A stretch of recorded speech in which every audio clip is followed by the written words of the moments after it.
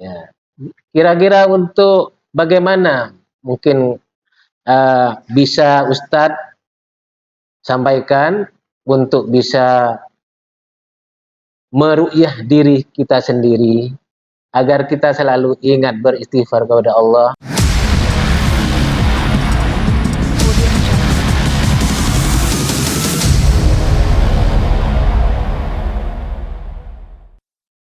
Bismillahirrahmanirrahim. Assalamualaikum warahmatullahi wabarakatuh.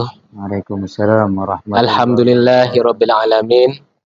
Wassalatu wassalamu ala asyrafil anbiya wal mursalin sayyidina wa habibina wa syafiina wa qurrati a'yunina sayyidina Muhammad wa ala alihi wa sahbihi ajma'in.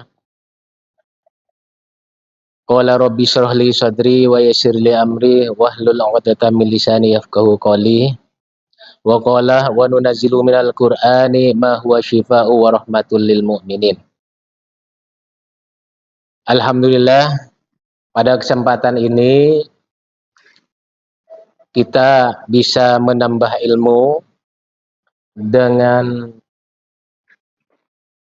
sarana podcast tren Pondok Pesantren An-Nur, di mana pada malam ini, pada kesempatan ini kami akan berbincang khusus tentang Al-Quran sebagai sifat,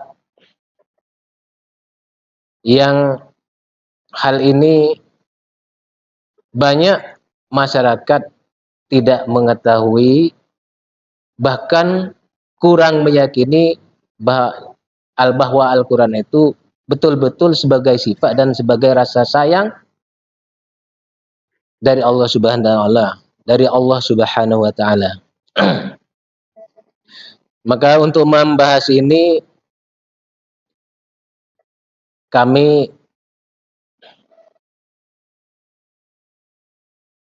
bersama Ustadz Khosiin.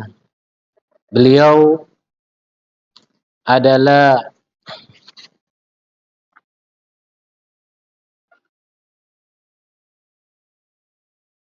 Majelis Ulama Indonesia di bidang dakwah, juga sebagai Ketua Ranting NU Sumber Taman, dan juga sebagai praktisi yang membidangi dalam divisi Ruqyah Aswaja PC Bayuangga. Alhamdulillah, pada kesempatan ini beliau bisa ada di tengah-tengah kita. Mudah-mudahan ilmu yang kita dapatkan nanti akan bisa manfaat dan bisa diamalkan oleh kita sebagai mukmin yang percaya kepada Al-Quran sebagai sifat. Untuk itu kami perkenalkan kepada saudara-saudara sekalian bahwa Ustadz Khosiin ini termasuk juga aktif di dalam organisasi ke-NU-an. Untuk itu, monggo Bapak Khosiin, Ustadz Khosiin memperkenalkan diri tentang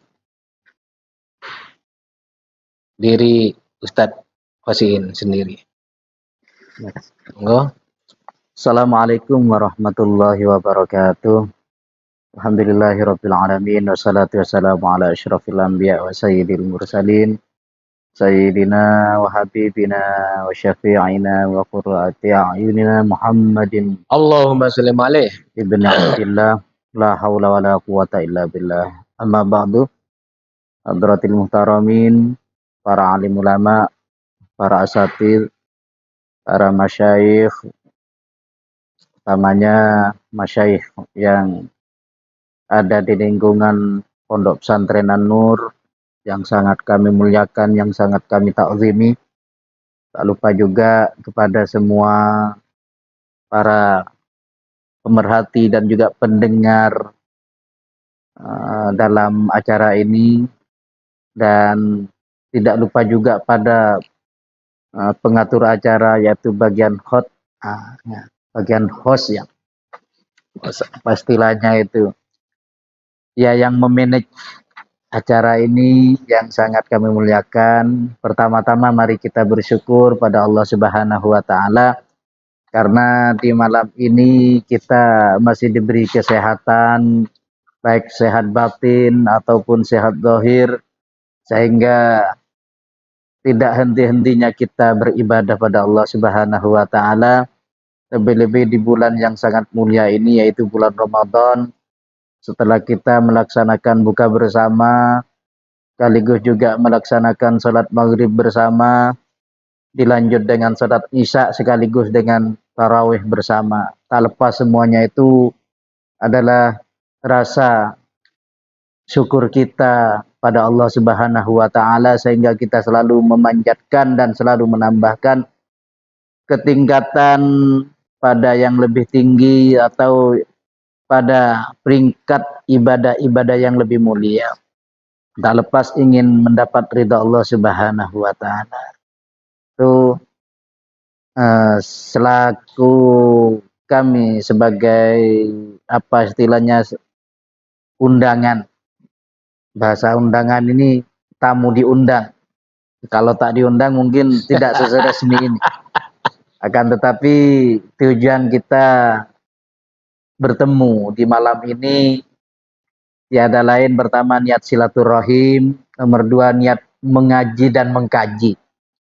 Kalau hanya mengaji kita istilahnya sifatnya ilmiah, akan tetapi ketika mengkaji maka akan menemukan atau mencari solusi yang terbaik setiap problem atau permasalahan yang ada di lingkungan kita bersama, yang ada kaitannya dengan pembahasan yaitu tentang Al-Quran, utamanya sebagian daripada mukjizat-mukjizat Nabi yang paling agung, yaitu adalah Al-Quran.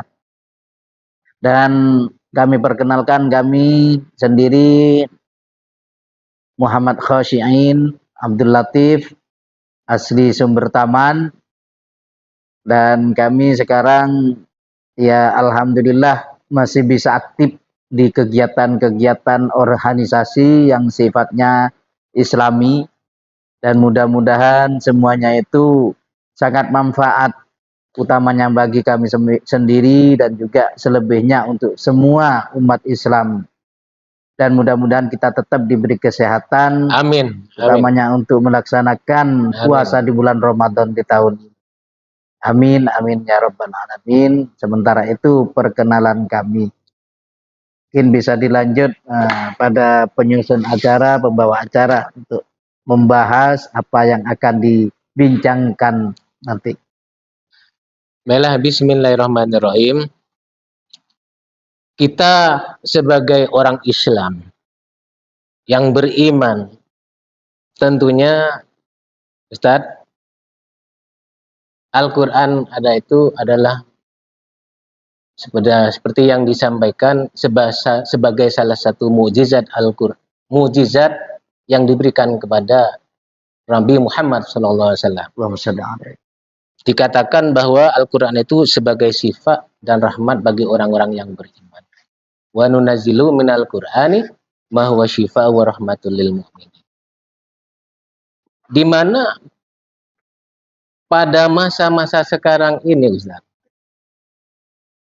banyak masyarakat terkadang apa karena keliru jalan atau karena kurang yakin, sehingga terkadang ketika mereka mempunyai keluhan, Ustaz, baik berupa masalah, keluhan sakit yang diderita, atau masalah perekonomian dan lain sebagainya, Ustaz. Sekaligus juga masalah-masalah sosial. Ini terkadang inginnya mereka sekiranya teratasi secara cepat. Bagaimana jalan keluarnya? Padahal di sisi lain itu ada Allah yang maha memberi jalan keluar, baik itu penyakit dan lain sebagainya. Ini bagaimana menyikapi tentang fenomena tentang hal ini, Ustaz? Terima kasih atas apa itu, ya sebenarnya ini bukan pertanyaan, akan tetapi bincang-bincang luas. Bincang-bincang. Sementara ini kalau kami amati, memang kita, bukan hanya warga, tapi kita sendiri, tingkat keimanan kita seakan-akan masih di bawah 1%. Sangat minim sekali. Iya. Ketika di bawah Nggak 1% sampai 10. ini kita tidak mempunyai panduan atau tidak mempunyai sandaran. Seharusnya kita ini setiap keimanan kita ini selalu harus ditambah. Bal yazdad harus ditambah terus. Artinya karena iman itu al-imanu yazid wa yanqus, bisa bertambah dan berkurang. Akan tetapi kita mengambil standar daripada keimanan itu sendiri. Jangan sampai keimanan kita berkurang, toh sekalipun tidak bertambah. Betul. Kalau kita lari pada pembahasan Al-Quran, sebenarnya Al-Quran ini jiwa kita sejak dini, sejak kita bayi, sudah dikenalkan terlebih dahulu. Dikenalkan bahkan dari masih di dalam kandungan ibu, kita sudah diperkenalkan dengan Al-Quran. Artinya sampai kalau tradisi kita 4 bulan, ada 7 bulan. Sebenarnya tujuan utama adalah mengenalkan anak kita pada Al-Quran. Sebelum tahu bahasa yang lain, sebelum mengenal yang lain, jiwanya anak yang ada di kandung sudah dikenalkan terlebih dahulu, yaitu yang namanya Al-Quran. Dari agungnya Al-Quran, dari mulianya Al-Quran, dari pentingnya rahmat daripada Al-Quran. Al-Quran sebagai obat, sebagai syifa, juga sebagai rahmah. Nah, disitulah kita dengan Al-Quran kita mengenal Allah.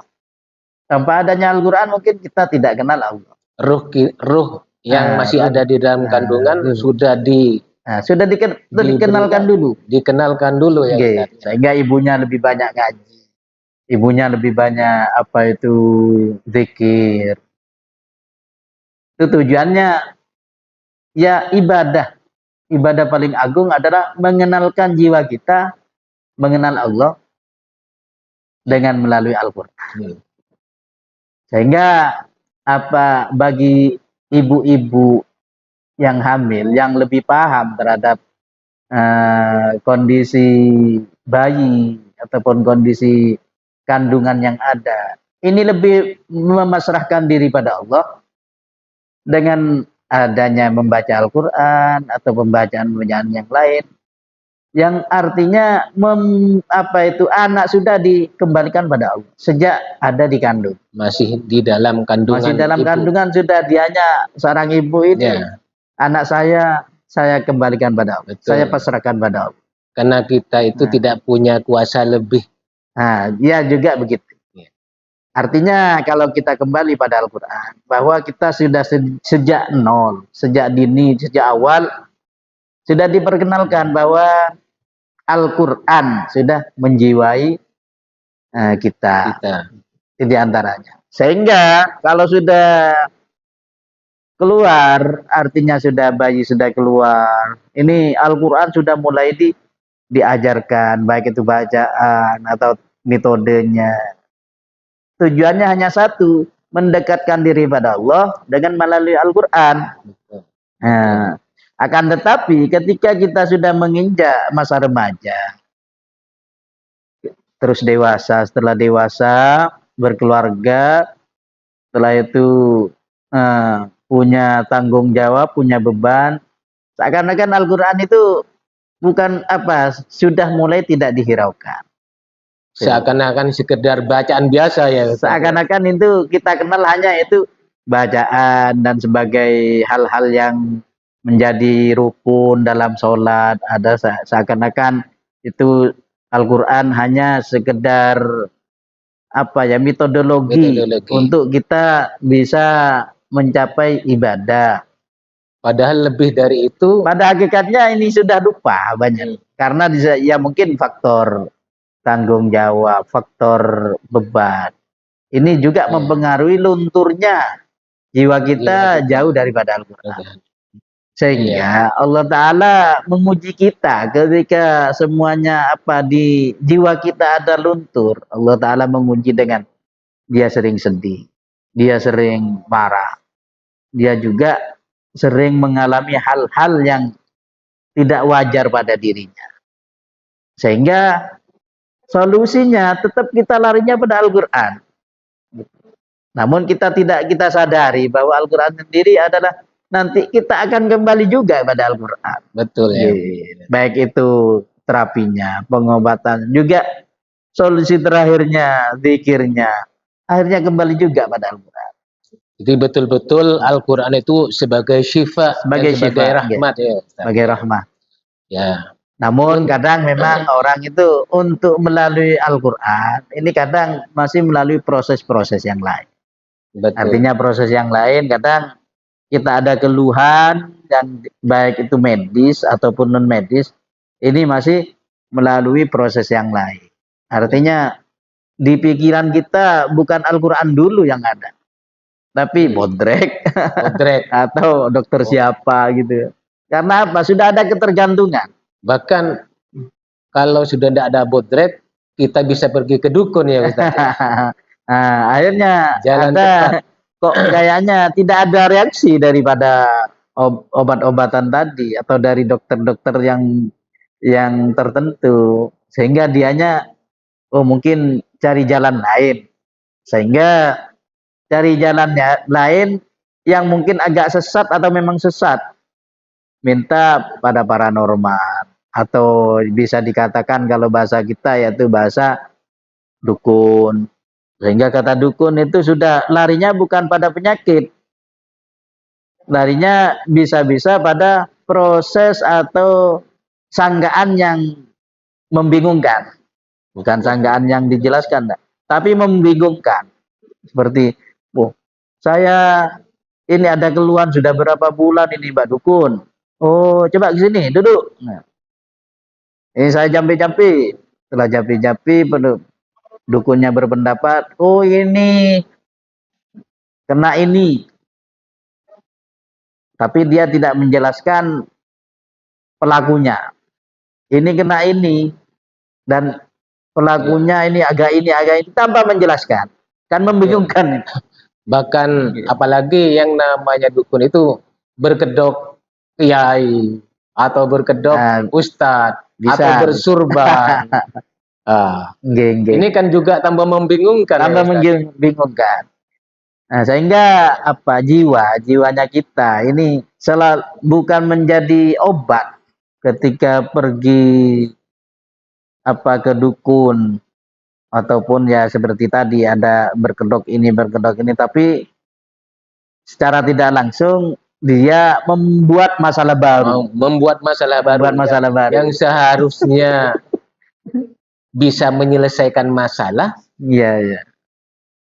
Kenyataannya bukan menyelesaikan masalah. Menambah masalahnya bagaimana? Nah, ketika keluhan kita disampaikan, sehingga dengan adanya keluhan ini si dukun mengatakan bahwa kamu kena ini, sehingga ada amarah di hatinya. Kok bisa saya kena ini? Siapa ini? Siapa Mas Dukun? Pokoknya kamu kena ini. Ciri-cirinya rumahnya begini, rumahnya orangnya agak ini. Sehingga membingungkan. Betul. Dengan adanya kebingungan itu dianya si pasien ini bukan malah tambah sembuh, tapi ada masalah baru di perasaan. Sakitnya tidak kunjung sembuh, dan tetapi jiwanya mulai tertekan bahwa dianya ada yang mengganggu. Tapi yang mengganggu ini tidak jelas dan tidak dijelaskan. Nah, ini artinya ada problem baru, masalah baru yang harus diselesaikan. Namun menurut kami ini mungkin karena ada kesalahan sistem Betul, betul. atau kesalahan daripada pihak pasien, yang mana si pasien ini hanya berstandar atau bersandar pada pendapat orang tanpa bersandar pada hatinya sendiri atau pada Allah Subhanahu wa taala. Karena mungkin pasien itu keyakinannya atau keimanannya Rendah, rendah, rendah. sehingga enak mengambil jalan pintas. Ketika mau minta solusi, malahan bukan solusi terbaik yang Bukan didapatkan, solusi terbaik. tapi menambah kecenderungan lebih parah lagi terhadap penyakit yang dideritanya. Itu kalau memang dukun yang sifatnya menyangka pada sihir. Ya. Yang kedua, bukan ke dukun yang menyangka sihir. Bisa pada orang-orang yang mana orang lain itu mempunyai keahlian dalam segi terapi ataupun yang lain. Namun terapinya ini yang membuat dianya ada hal-hal yang mengganggu pada dirinya, cuma tidak dijelaskan permasalahannya apa, prosesnya bagaimana tanpa dijelaskan. Ini makin meragukan lagi. Namun dianya sudah karena terbiasa mengikuti pendapat orang lain, sehingga dianya tidak mempunyai prinsip dan tidak mempunyai standar perasaannya sendiri untuk yakin. Artinya kembali ke Al-Quran tidak ada. Untuk kembali kepada Al-Quran tidak ada keinginan ke sana karena keyakinannya berkurang atau rendah ya Ustaz. Artinya Al-Quran tidak difungsikan untuk obat. Iya. Artinya Al-Quran dipakai namun hanya dibaca atau menjadi rukun-rukun dalam sholat. Sering memang fenomena dalam beberapa bulan kemarin Ustaz. Banyak masyarakat yang terkecoh karena ketika dia mempunyai masalah datang kepada seseorang, ini yang dianggap kiai, yang dianggap orang yang punya agama, apakah datang kepada seorang ustadz. Anggap saja mungkin dia bergedok ustadz atau bergaya habib atau bergaya kiai dan lain sebagainya, sehingga masyarakat ketika yang didatangi seorang kiai atau seorang habib ya, atau seorang ustadz, keyakinan yang ada pada dirinya Al-Quran yang awalnya itu punya keimanan bahwa Al-Quran sebagai penyembuh, sebagai sembarang ya, ternyata kok dihap oleh seorang yang berkedok sebagai habib atau sebagai ustadz, dia mengatakan, memberikan solusi yang tidak sesuai dengan Al-Quran terkadang Ustaz. Iya. Akhirnya banyak para masyarakat yang terkecoh di sana. Aku ikut kiai itu ikut ustadz itu. Padahal dia sebenarnya hanya bergedok saja. Ada yang mengatakan, saya disuruh nyembelih kambing, darahnya harus diteteskan di halaman rumah. Dan lain sebagainya. Ada yang disuruh dibuang ke laut agar penyakitnya tidak kembali lagi. Agar darahnya dan penyakitnya ikut ke laut. Nah, sedemikian itu kan membingungkan ya tadi ya. Membingungkan. Betul. Nah, untuk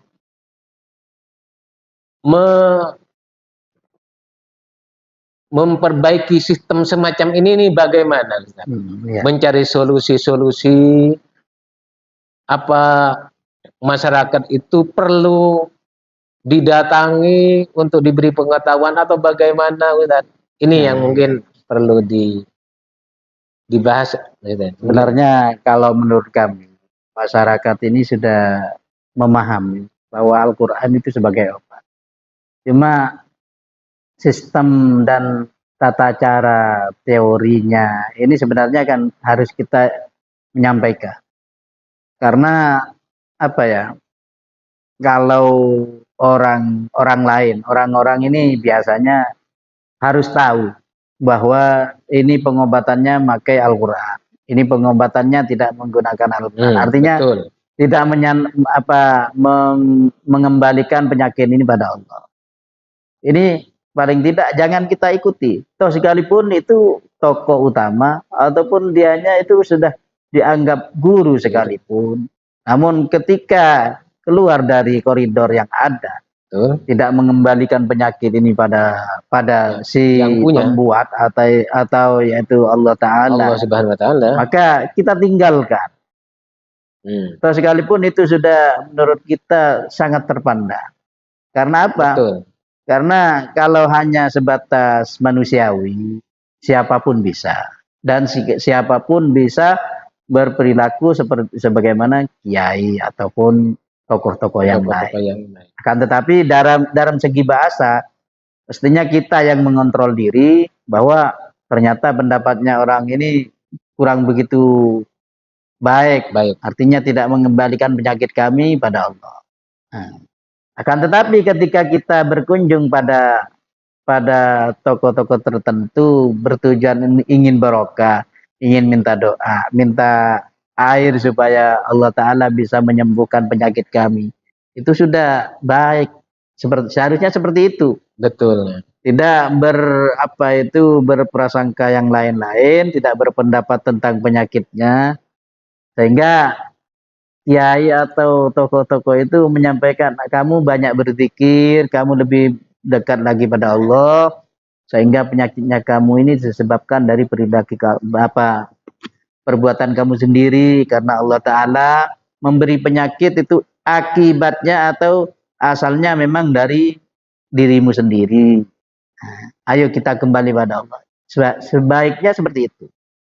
Kalau memang itu orang-orang yang sangat paham tentang Al-Quran.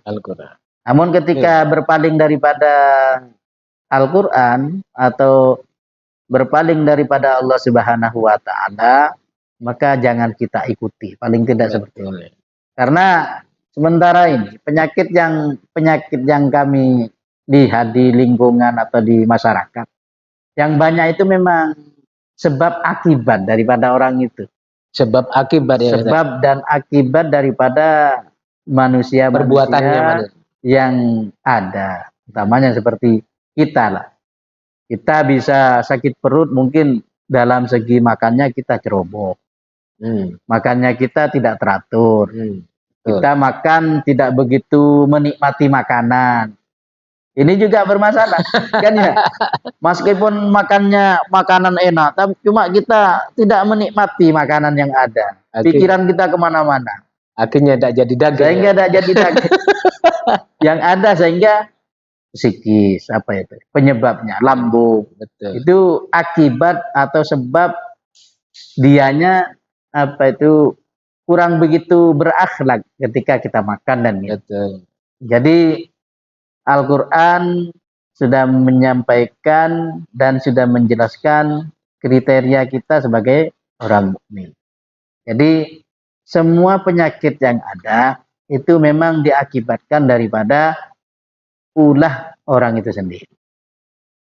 Ada penyakit yang memang muncul dari kita, juga ada penyakit yang memang bawaan daripada orang-orang tua kita. Ada juga penyakit memang ini sangat kecil sebenarnya. Ada penyakit itu memang efek daripada orang lain. Ini sangat kecil. Dan pengatasannya itu sangat lebih mudah sebenarnya. Daripada penyakit yang memang muncul dari diri kita sendiri. Umpamanya memang ada fenomena orang itu memang sudah ada indikasi non medis berupa sihir sama Sebenarnya itu memang ada. Ya. Namun kita tidak boleh memvonis bahwa kamu kena sihir, pelakunya ini tidak boleh. Harus Artinya itu semuanya melalui kriteria atau tanda-tanda. Tanda-tandanya seperti ini kena sihir. Tanda tanyanya begini, penglihatannya begini-begini. Maka kalau ketika itu ada dari orang lain, maka cari buhulnya istilahnya. Medianya cari dari apa? Nah, ketika itu ada sistem atau cara untuk mengecek dirinya. Nah, itu kita ajarkan ke pasien itu. Ke pasien ya. Artinya dianya sudah bisa mengelola diri sendiri untuk mengecek dirinya tanpa melalui orang lain. Itu termasuk solusi terbaik bagi si pasien. Tanpa dianya divonis begini-begini. Kan tetapi ketika dianya sudah cross check atau bahasa kita swab ya. Ya. Swabnya. Bahasa kita swab. Swab artinya deteksi diri sendiri. Kalau memang ada begini-begini berarti begini kan gitu. Itu diantaranya ya mungkin sangat minim kalau seperti itu. Yang larinya ke sihir. Namun ketika itu dari diri sendiri berarti dia akibat atau penyebab perilaku kita sendiri. Berarti makan tidak teratur, tidur tidak teratur. Kita suka marah, kita suka iri dan dengki. Maka itu nanti akan membuat gumpalan di hati kita berupa penyakit sehingga larinya ke medis. Awalnya dari non medis, larinya ke medis. Kita bisa darah tinggi, ada tekanan darah rendah, ada kencing manis dan selainnya. Itu karena memang awal mulanya penyebab dari kita sendiri yang sangat ceroboh. Betul. Maka nanti ketika seperti itu, maka sistem solusinya kita tetap kembali lagi pada Al-Quran, bisa dengan melalui ruqyah mandiri, dan juga digabungkan dengan ramuan-ramuan yang tim ahli menganjurnya. Ya, baik Ustadz, terima kasih. Ini jadi intinya kita kembali kepada diri kita sendiri, beristighfar, minta ampun kepada Allah ya Ustadz ya. Jadi apapun penyakit, baik medis atau non medis, tidak lepas kita harus kembalikan kepada diri kita sendiri. Kita ceroboh apa enggak? Kita sembarang apa enggak? Sehingga tidak ada gumpalan-gumpalan penyakit dari non medis menjadi medis ya Ustaz. Ya. Kira-kira untuk bagaimana mungkin bisa Ustadz sampaikan untuk bisa meru'yah diri kita sendiri agar kita selalu ingat beristighfar kepada Allah dan tidak semerta-merta datang kepada dukun ini, langsung ke dokter ini. Apa langkah awal sebelum kita sampai ke sana, Ustaz? Sehingga kita meyakini bahwa Al-Quran itu betul-betul sebagai sifat. Mungkin ada bacaan-bacaan ru'yah mandiri yang harus kita berikan kepada masyarakat umum sehingga bisa ngontrol diri kita sendiri. Terima kasih. Mungkin hanya saran dan sekalipun kita juga memerlukan respon, artinya penilaian yang sifatnya positif karena ini terkait dengan Al-Quran. Jadi paling tidak kita setiap hari tidak lepas daripada membaca Al-Quran di luar sholat. Ketika sholat memang sudah dianjurkan dan menjadi rukun. Akan tetapi di luar sholat kita tetap dianjurkan membaca Al-Quran walau hanya satu ayat. Tapi kan tidak mungkin kita membuka Al-Quran hanya membacanya satu ayat. Nah ini akan tetapi ini tujuannya. Biar kita lebih semangat lagi bahwa kita tetap dianjurkan membaca Al-Quran sekalipun hanya walau ayat. Walau ayatan. Satu ayat.